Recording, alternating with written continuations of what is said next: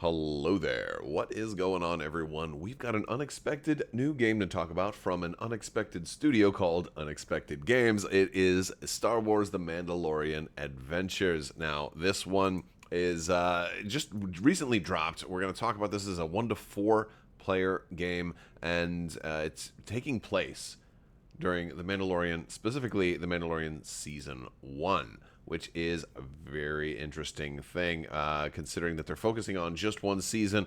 Kind of leaves the room open for additional sort of boxes or additional chapters, because there are going to be different scenarios in this game. We're going to run through some photos, give you an idea of how it plays, talk about some things that appeal to me and some things that don't necessarily appeal to me about this. But there's definitely a lot more that I'm interested in when it comes to this game than things that I'm kind of weary about. Now, one of the biggest things that's awesome about this game is this is a game designed by Konieczka. He is one of the powerhouses in Star Wars gaming and tabletop gaming as a whole.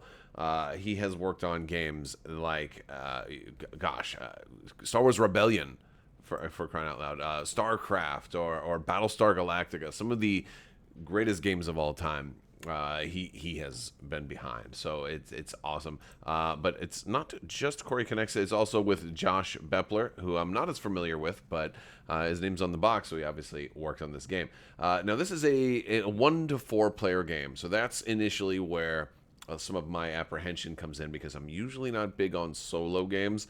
And I don't think that's as big of a problem with this. While it has a solo mode, I think it's going to shine with multiple players because of a traitor mechanic that they're going to have in this game, which is very interesting to me. So we've got you see they've kind of captured that high level artwork to go into this game. This is definitely reminiscent of high level Star Wars games. A lot of the Fantasy Flight artwork that was commissioned that you'd see in a lot of the old Fantasy Flight games. You're going to see a lot of that level of artwork for this game as well. So you're going to see a lot of stuff from the first season of The Mandalorian. They are using standees in this. Very careful not to use miniatures. I'm sure there's some kind of there's probably multiple reasons for that, and honestly, frankly, standees are fine. If you've played Star Wars Rebellion, it has a combination of both miniatures and standees, and you know what, they help bring the cost down for the game, as well as get you playing, and you don't have to worry about as long of a waits for sculpts. And honestly, the cost is pretty good for this game. It's only $50 MSRP, so it's a very affordable price point for a game. So I think that's also another plus for this game. You got lots of different characters. There's different colors behind them as well to kind of match up. Now, they do advertise that there'll be 8 characters that you can play as from The Mandalorian Season 1. I imagine you're looking at, half of them right here with Mando, of course, Grief Karga, IG-11, and the crazy Twi'lek lady. Now, this was her episode is probably where you're going to find a lot of the other characters, but I do expect somebody possibly like Queel to show up in here as well as the other, the heist episode where they all kind of get together and form that, basically a Star Wars RPG episode in an episode. So you're going to have 4 more characters apparently that you can play as. And each character is going to have a deck of cards. You have this awesome binder that's your board that has potentially different maps on different pages. We're going to talk a little bit more about that later. But you're going to be able to move, attack, intel, and other actions that basically you'll have a card that can play on one of these spaces. You're going to have different cards that you might draw, and it looks to me like you have certain cards that focus, like the flamethrower here has the attack symbol. There's a tracking card that has the intel symbol, as well as certain other cards that don't appear to have any symbol. Maybe they're generic, maybe they can go anywhere, maybe they're wild, but don't give you an extra bonus like certain cards do. That's kind of how I figure this.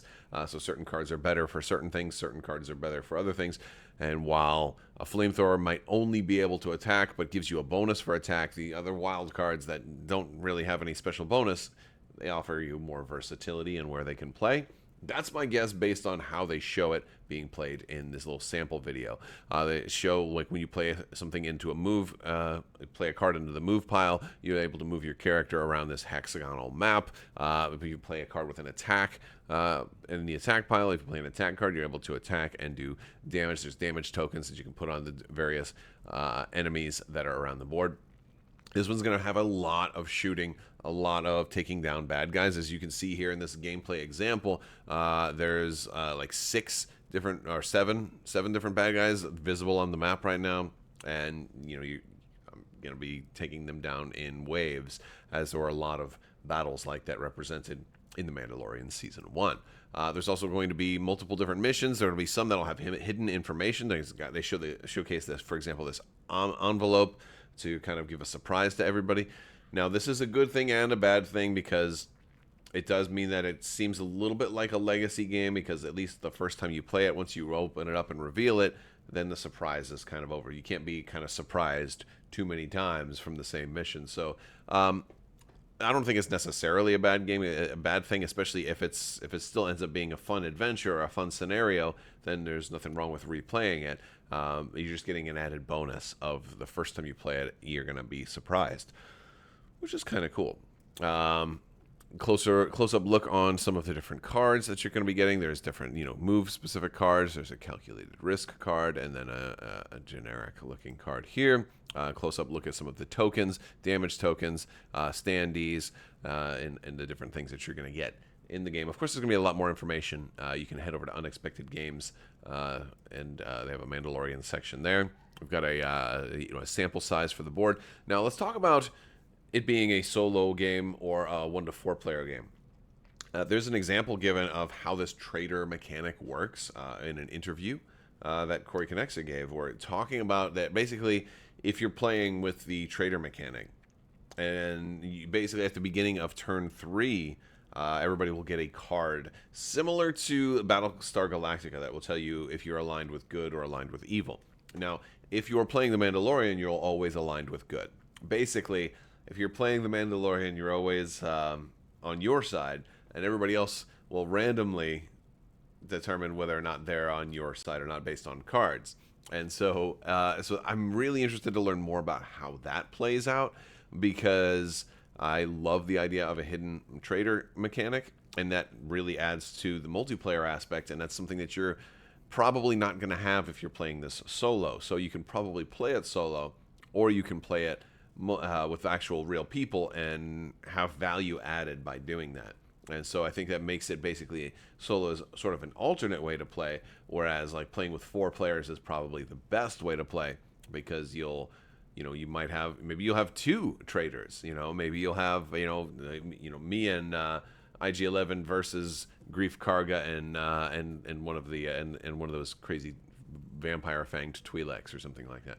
So, that sounds interesting, and I like the not knowing. It keeps some replayability in there, and it keeps a little bit of like eye raising and like, I'm watching you. Are you actually turning against me? Because I imagine if you turn against the Mandalorian, you probably don't want to announce that right away. You want to wait for the right moment when you get him kind of cornered, when you can take your shot. So the Mandalorian Adventures is supposed to be coming out 3rd quarter of 2024 from Unexpected Games. Looking forward to hearing more about this game. But I want to hear from you guys. We are also doing a giveaway right now for a $25 Amazon gift card. And we do these all the time as a new round starting right now. It'll run for a couple of weeks. If you want to have a chance to enter to win that, you just have to be a subscriber and leave a comment on this or one of my videos. It's as simple as that. Definitely check out the links in the video description below. You can jump in our Discord there. You can hop on social media links, all that great stuff. But it looks fun. Look, this guy brought us some amazing games. I still play Rebellion at least once a month. It's an incredible game. And I really would love to see, by the way, I'd love to see a new edition or another expansion for Rebellion. I don't think Corey can pull himself away from his new studio now to come back and design another expansion for Rebellion, but boy, that'd be really cool if it ever did happen. All right, well, that's going to do it for today's video. I want to thank you all so much for watching. Big thanks to my patrons. You guys are out of this world and help make this whole channel possible. I will talk to you later. May the Force be with you. Live long and prosper. Be excellent to each other. This is the way, and always wash your socks.